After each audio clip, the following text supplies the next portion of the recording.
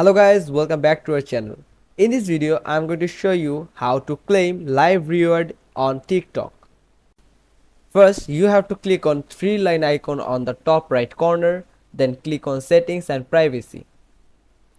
Here you can find balance option. Click on it. Now, from here you can get a detailed overview about your coins and live rewards. Click on live rewards and you can see the full details of your live rewards here. As you can see, your live reward will shown as USD here. If you want to convert to your own currency, you can simply click on exchange, and if you want to withdraw it, just click on withdraw button here. The daily withdrawal limit has set up to $1,000 in total.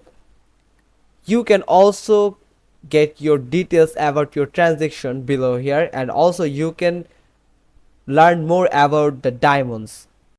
Also, you can see how much diamond do you have.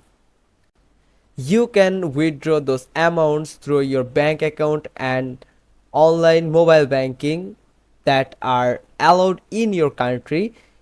Every country have their specific mobile banking platforms, and they have allowed some specific mobile banking platforms. That's it. Hope you find this video helpful. Give us a thumbs up. Don't forget to subscribe to our channel. Click on the bell icon and we will come back to you soon with another informative video.